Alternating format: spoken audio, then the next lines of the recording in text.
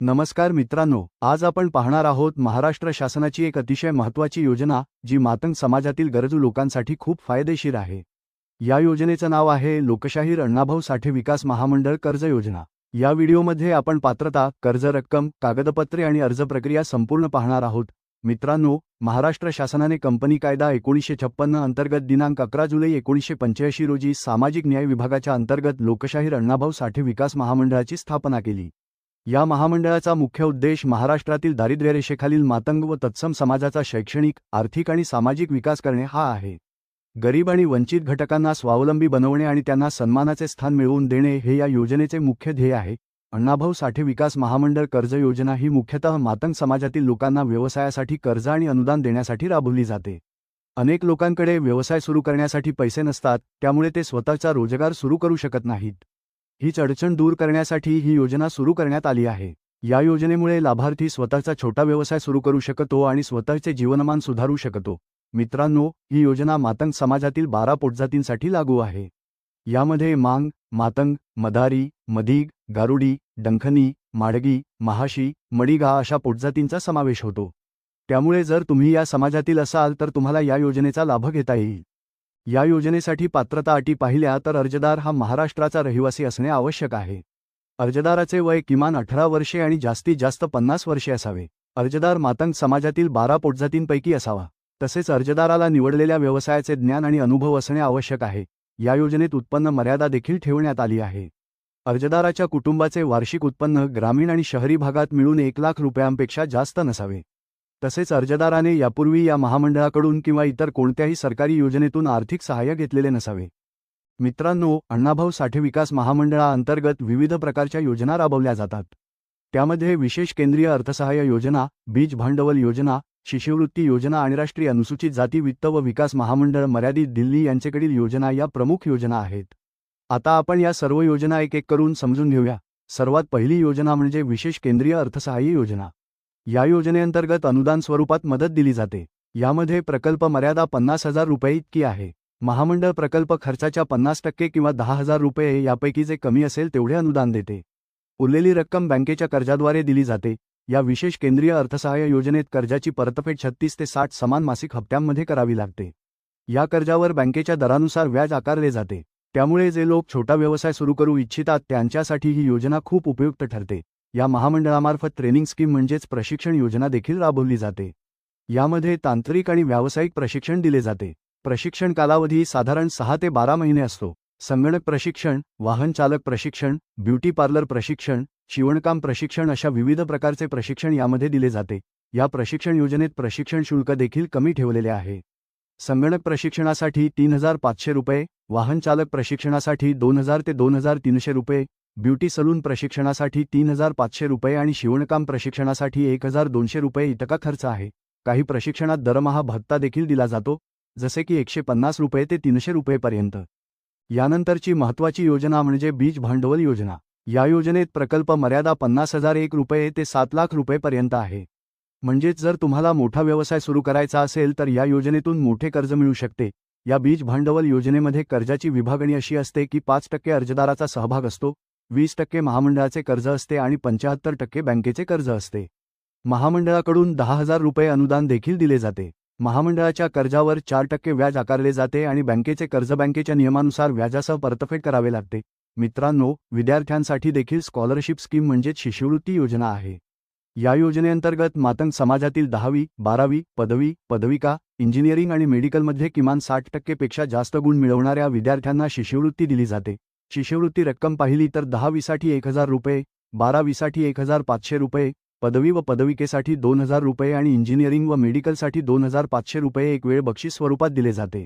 ही शिष्यवृत्ती गुणवत्तेनुसार जिल्हानिहाय निवडून दिली जाते। यानंतरची मोठी योजना म्हणजे NSFDC लोन स्कीम म्हणजेच राष्ट्रीय अनुसूचित जाती वित्तीय विकास महामंडळ योजना। या अंतर्गत अनेक प्रकारचे कर्ज दिले जाते।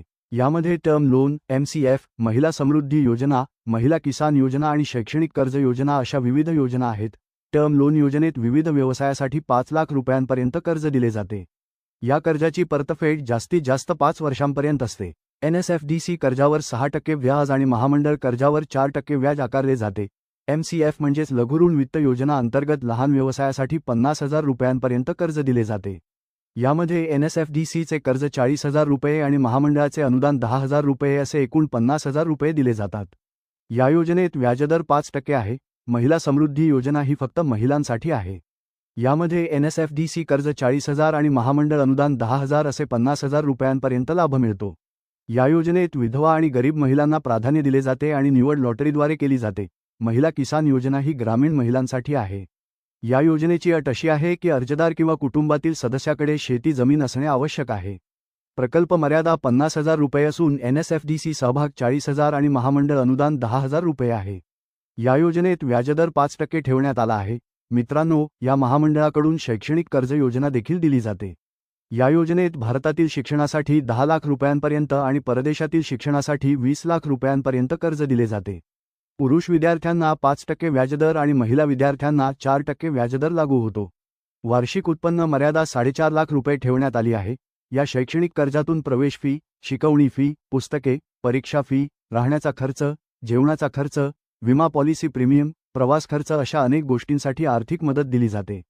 हे कर्ज इंजिनिअरिंग, मेडिकल, MBA, कायदा, nursing, hotel management, chartered accountancy, company secretaryship अशा अनेक अभ्यासक्रमांसाठी उपलब्ध आहे. मित्रांनो, आता आपण पाहूया अण्णाभाऊ साठे विकास महामंडळ योजनेसाठी अर्जाचा नमुना आणि सोबत कोणती कागदपत्रे जोडावी लागतात. कारण अनेक वेळा लोकांचा अर्ज फक्त कागदपत्रे अपुरी असल्यामुळे रिजेक्ट होतो. त्यामुळे ही माहिती लक्षात ठेवा. या योजनेसाठी अर्ज करताना सर्वात पहिले कागदपत्र म्हणजे अर्जदाराचा जातीचा दाखला. हा दाखला सक्षम अधिकाऱ्याकडून घेतलेला असणे आवश्यक आहे. तसेच अर्जदाराच्या कुटुंबाचा उत्पन्नाचा दाखला लागतो, जो तहसीलदार कार्यालयातून काढलेला असावा. यानंतर अर्जदाराने पासपोर्ट साईज फोटो जोडणे आवश्यक आहे. सामान्य अर्जदारासाठी 2 फोटो लागतात. पण जर तुम्ही NSFDC राष्ट्रीय अनुसूचित जाती वित्तीय विकास महामंडळ योजना अंतर्गत अर्ज करत असाल तर तुम्हाला 3 पासपोर्ट साईज फोटो जोडावे लागतात. मित्रांनो, अर्जासोबत अर्जदाराचा शैक्षणिक दाखला सुद्धा जोडावा लागतो. त्यानंतर ओळखपत्र म्हणून रेशन कार्ड झेरॉक्स किंवा आधार कार्ड झेरॉक्स तसेच मोबाईल नंबर देणे आवश्यक आहे. त्यानंतर तुम्ही ज्या ठिकाणी व्यवसाय सुरू करणार आहात त्या जागेचा उपलब्धतेचा पुरावा द्यावा लागतो. म्हणजेच व्यवसायासाठी जागा आहे हे सिद्ध करावे लागते. तसेच त्या जागेची भाडे पावती, करारपत्र किंवा मालकी हक्काचा पुरावा जोडणे अनिवार्य आहे.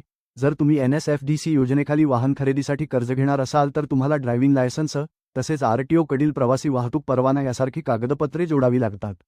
त्याचबरोबर वाहन खरेदीसाठी तुम्हाला अधिकृत कंपनी किंवा विक्रेत्याकडून वाहनाचे दरपत्रक किंवा बुकिंगची माहिती देखील सादर करावी लागते. मित्रांनो, व्यवसायासाठी अर्ज करताना जर तुमच्याकडे त्या व्यवसायाशी संबंधित तांत्रिक प्रमाणपत्र किंवा अनुभवाचा दाखला असेल तर तो जोडणे खूप महत्त्वाचे ठरते. तसेच तुम्हाला व्यवसायासाठी लागणारा प्रकल्प अहवाल किंवा खरेदी करावयाच्या साहित्याचे कोटेशन, दरपत्रक देखील अर्जासोबत जोडावे लागते. याशिवाय अर्जदाराला एक प्रतिज्ञापत्र स्टॅम्प पेपरवर सुद्धा जोडावे लागते. हे प्रतिज्ञापत्र म्हणजे अर्जातील माहिती खरी आहे याची कायदेशीर खात्री असते. मित्रांनो, इथे एक महत्त्वाची गोष्ट लक्षात ठेवा. अनेक लोकांना वाटतं की या योजनेसाठी ऑनलाईन अर्ज करता येतो, पण प्रत्यक्षात अण्णाभाऊ साठे विकास महामंडळ योजनेसाठी अर्ज करण्याचा एकच मुख्य मार्ग आहे आणि तो म्हणजे ऑफलाईन अर्ज. म्हणजेच तुम्हाला तुमच्या जिल्ह्यातील अण्णाभाऊ साठे विकास महामंडळाच्या जिल्हा कार्यालयात प्रत्यक्ष जाऊन अर्ज सादर करावा लागतो. वेबसाईट SLASDC.org ही फक्त माहिती पाहण्यासाठी किंवा अर्ज फॉर्म डाउनलोड करण्यासाठी उपयोगी आहे, परंतु अर्ज जमा करणे हे ऑफलाईन पद्धतीनेच अनिवार्य आहे. ऑफलाईन अर्ज करताना तुम्हाला फॉर्म व्यवस्थित भरून सर्व आवश्यक कागदपत्रांसह तो अर्ज थेट जिल्हा कार्यालयात जमा करावा लागतो. अर्ज जमा झाल्यानंतर छाननी, पात्रता तपासणी आणि मंजुरी प्रक्रिया केली जाते. मित्रांनो, अर्ज प्रक्रिया पूर्ण झाल्यानंतर अर्जाची छाननी होते, पात्रतेची तपासणी होते आणि नंतर कर्ज किंवा अनुदान मंजूर केले जाते. साधारणपणे अर्ज मंजूर होण्यासाठी 15 ते 30 दिवस लागू शकतात, मात्र हे जिल्हा कार्यालयाच्या कार्यक्षमतेनुसार बदलू शकते. सर्वात महत्त्वाची सूचना म्हणजे महामंडळाने कोणताही मध्यस्थ किंवा एजंट नेमलेला नाही. त्यामुळे जर कोणी व्यक्ती तुमच्याकडून पैसे मागत असेल किंवा एजंट म्हणून काम करत असेल तर त्याला पैसे देऊ नका. तुम्ही स्वतःच जिल्हा कार्यालयात जाऊन अर्ज करा. तर मित्रांनो, ही होती अण्णाभाऊ साठे विकास महामंडळ योजनेची संपूर्ण माहिती. जर तुम्ही पात्र असाल तर ही योजना तुमच्यासाठी खूप उपयोगी ठरू शकते. या योजनेमुळे तुम्हाला व्यवसायासाठी कर्ज मिळेल आणि तुम्ही स्वावलंबी बनू शकता. मित्रांनो, व्हिडिओ आवडला असेल तर लाईक करा, शेअर करा आणि चॅनलला सबस्क्राईब करा. अशाच सरकारी योजना आणि अपडेटसाठी बेल आयकॉन दाबा. धन्यवाद.